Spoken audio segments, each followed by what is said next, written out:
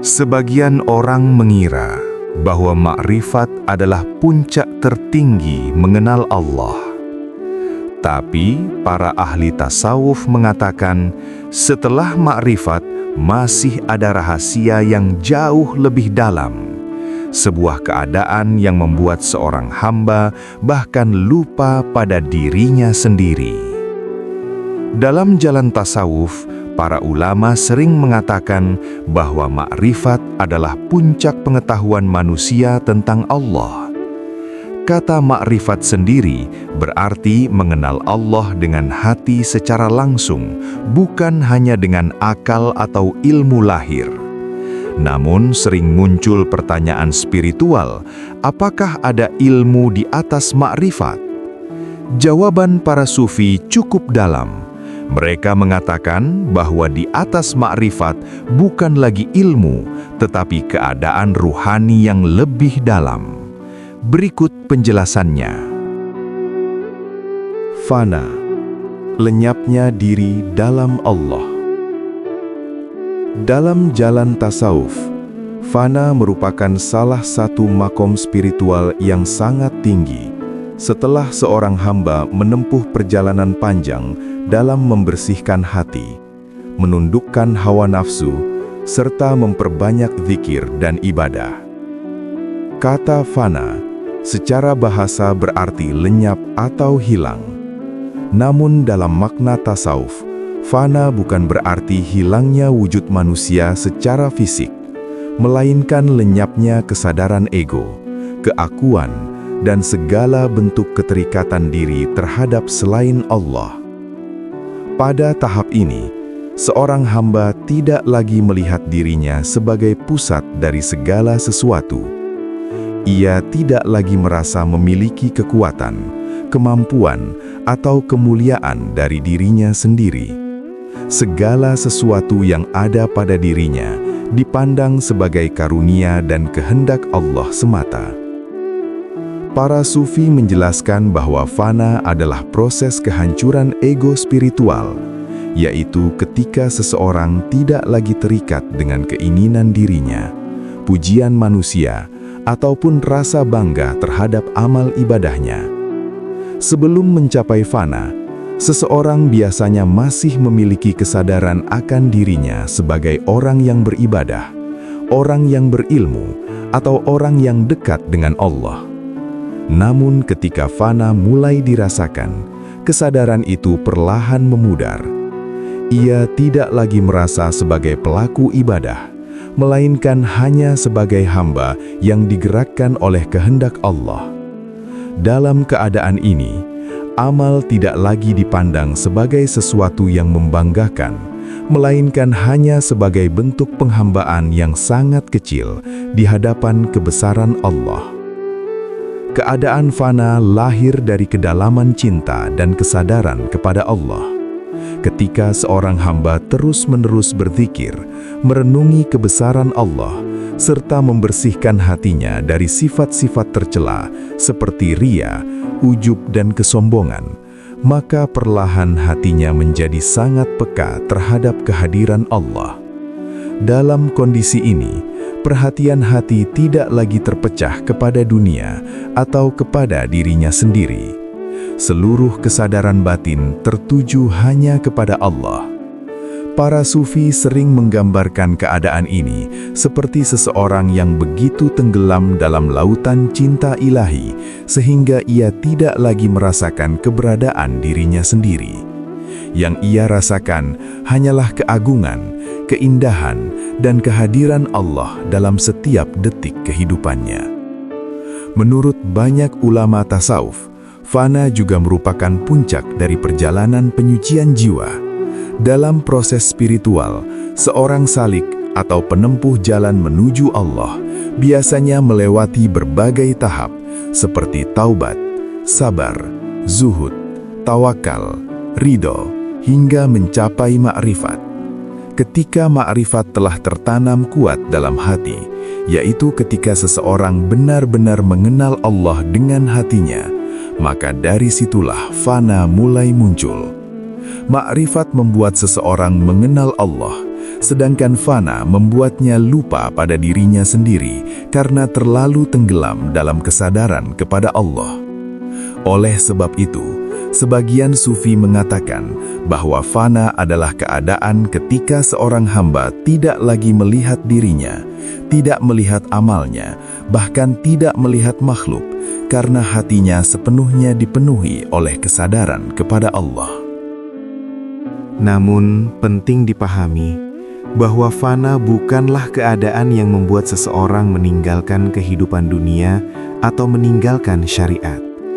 Justru para sufi besar seperti Al-Ghazali dan Junaid Al-Baghdadi menegaskan bahwa fana yang benar adalah fana yang tetap berjalan di bawah bimbingan syariat.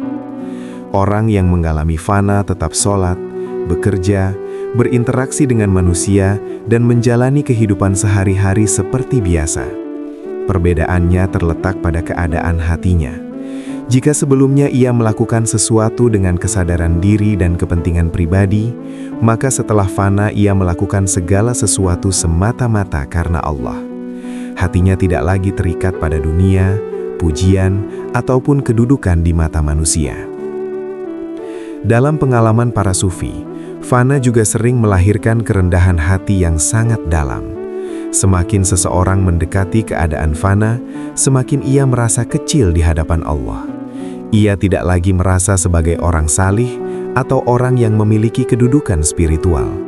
Bahkan seringkali ia merasa dirinya paling lemah dan paling membutuhkan rahmat Allah. Inilah salah satu tanda fana yang sejati. Semakin dekat kepada Allah, seseorang justru merasa tidak memiliki apa-apa. Kesombongan spiritual hilang, digantikan oleh rasa tunduk, cinta, dan kerendahan hati yang mendalam.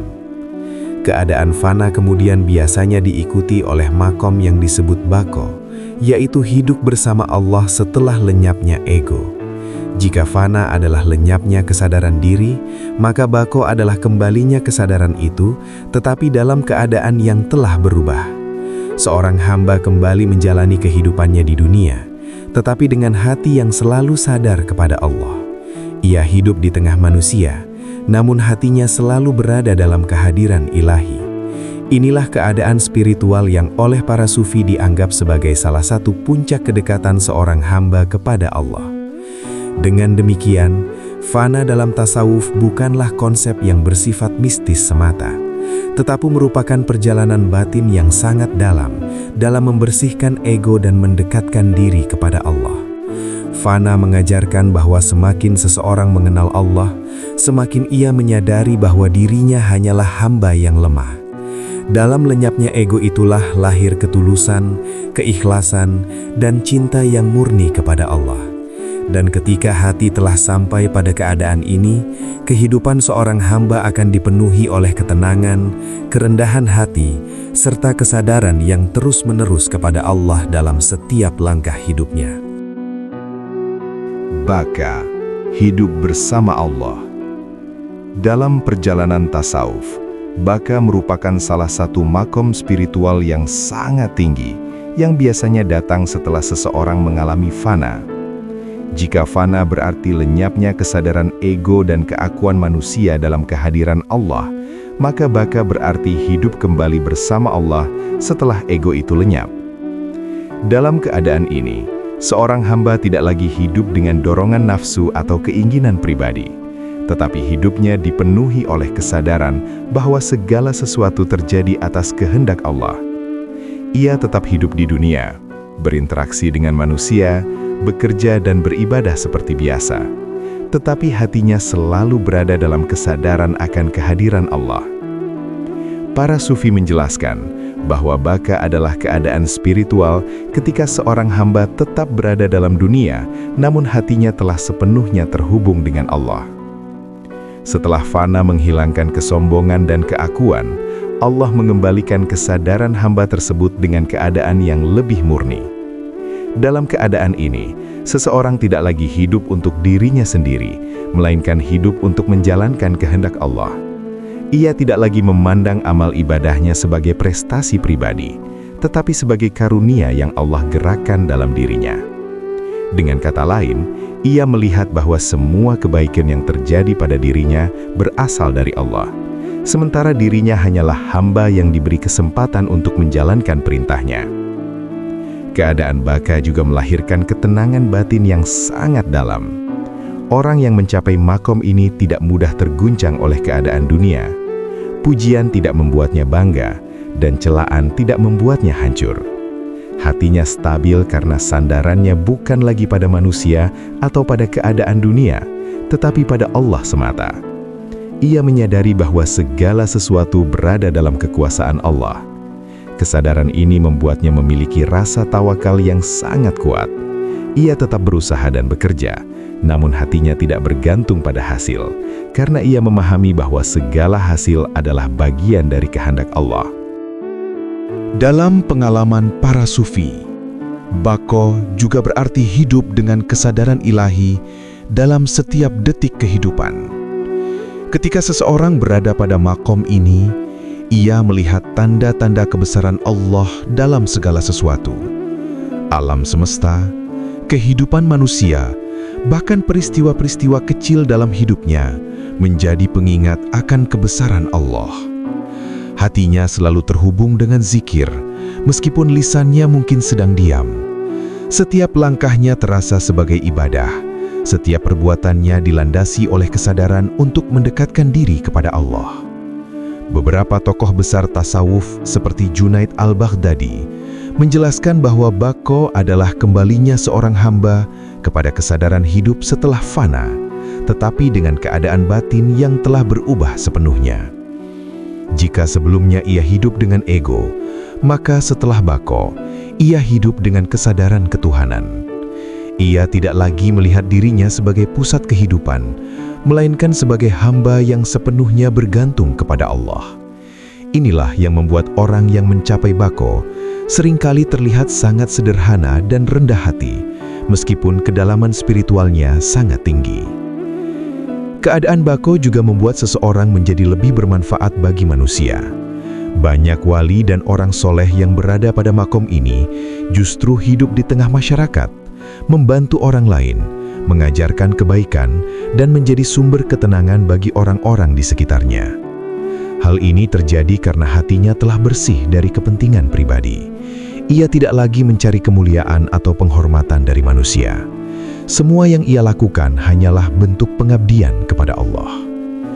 Dengan demikian, bako dalam tasawuf merupakan keadaan spiritual yang sangat mulia, di mana seorang hamba hidup di dunia, tetapi hatinya selalu berada bersama Allah. Ia tidak lagi terikat oleh ego, ambisi dunia, atau pujian manusia.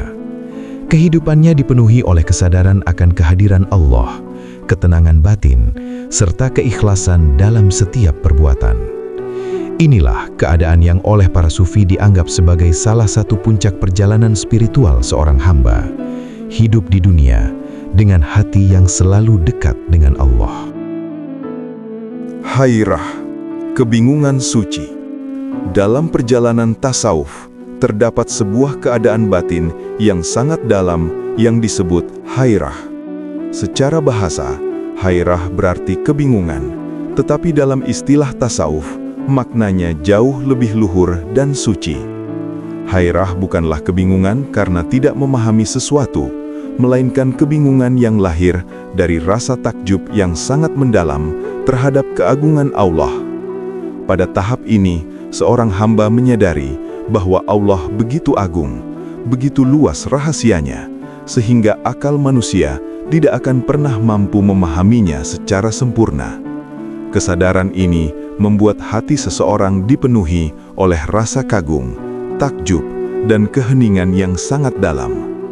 Para sufi menjelaskan bahwa hairah biasanya muncul setelah seseorang mencapai ma'rifat dan merasakan kedalaman kedekatan dengan Allah.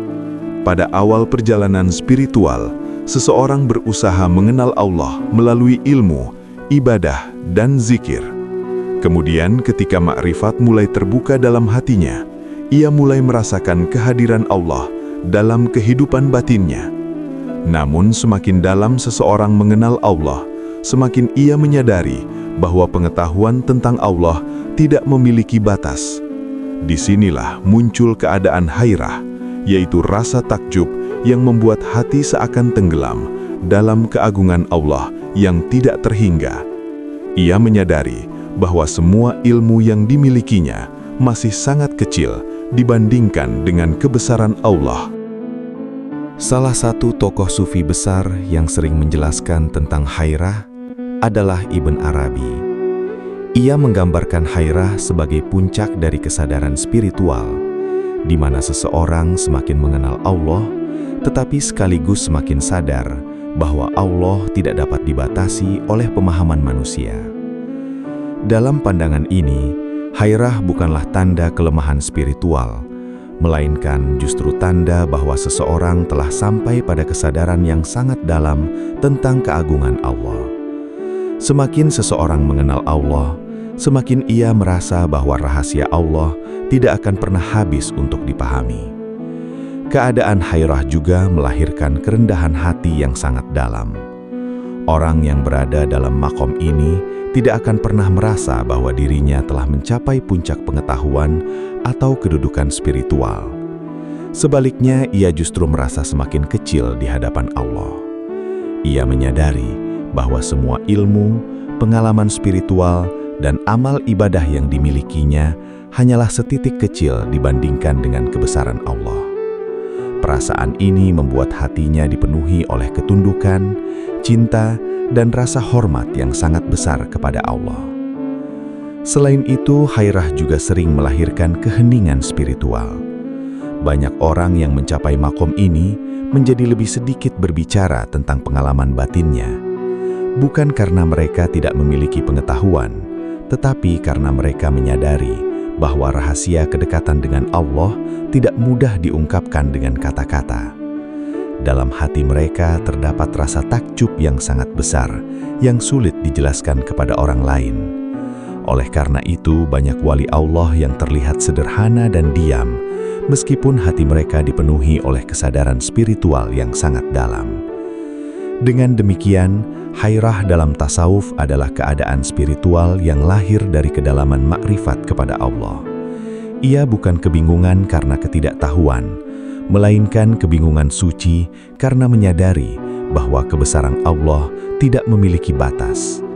Dalam hairah, seorang hamba merasakan keagungan Allah yang begitu luas sehingga akalnya tidak mampu menjangkaunya. Tetapi hatinya justru dipenuhi oleh cahaya keimanan, rasa takjub, dan cinta yang semakin mendalam kepada Allah.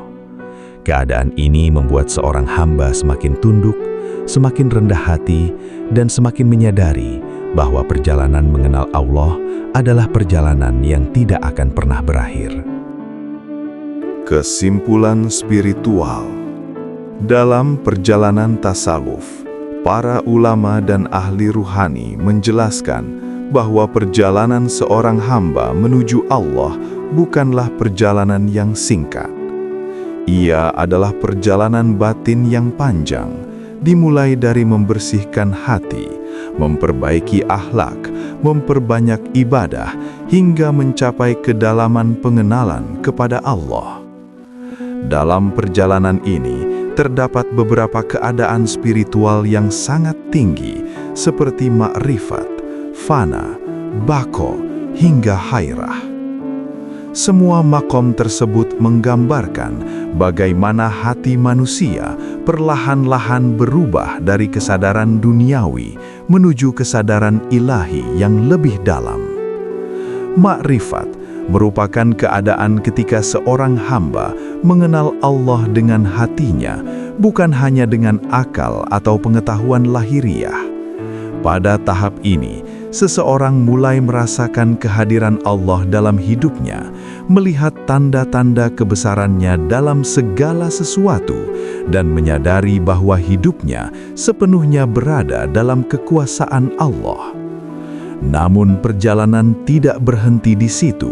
Ketika makrifat semakin mendalam, seorang hamba dapat mengalami fana, yaitu lenyapnya ego dan kesadaran diri di hadapan keagungan Allah. Dalam keadaan ini, seseorang tidak lagi melihat dirinya sebagai pusat kehidupan, melainkan hanya sebagai hamba yang sepenuhnya bergantung kepada Allah. Setelah fana, muncul keadaan bako, yaitu hidup bersama Allah setelah lenyapnya ego. Pada tahap ini, seorang hamba kembali menjalani kehidupannya di dunia, tetapi dengan hati yang telah berubah. Ia tetap bekerja, beribadah, dan berinteraksi dengan manusia, namun seluruh hidupnya dipenuhi oleh kesadaran kepada Allah. Ia tidak lagi hidup untuk kepentingan dirinya sendiri, melainkan hidup dalam pengabdian kepada Allah. Hatinya tenang, tidak mudah tergoncangkan oleh keadaan dunia, karena sandarannya bukan lagi pada manusia atau keadaan, melainkan pada Allah semata. Kemudian terdapat keadaan yang sangat halus dalam pengalaman spiritual yang disebut hairah, yaitu kebingungan suci yang lahir dari rasa takjub kepada keagungan Allah. Semakin seseorang mengenal Allah, semakin ia menyadari bahwa kebesaran Allah tidak memiliki batas. Kesadaran ini membuat hati dipenuhi oleh rasa kagum yang mendalam dan kerendahan hati yang sangat besar. Pada tahap ini, seseorang memahami bahwa ilmu manusia sangat terbatas, sementara rahasia Allah tidak akan pernah habis untuk dipahami. Dari semua makom ini, dapat dipahami bahwa puncak perjalanan tasawuf bukanlah merasa tinggi atau merasa telah sampai, melainkan justru merasa semakin kecil di hadapan Allah. Semakin dekat seseorang kepada Allah, semakin ia menyadari kelemahannya sebagai hamba. Hatinya dipenuhi oleh ketundukan, cinta, dan rasa takjub kepada Allah. Inilah inti dari perjalanan spiritual dalam tasawuf, membersihkan diri dari ego, mendekat kepada Allah dengan penuh keikhlasan, dan menjalani kehidupan dengan hati yang selalu sadar akan kehadirannya.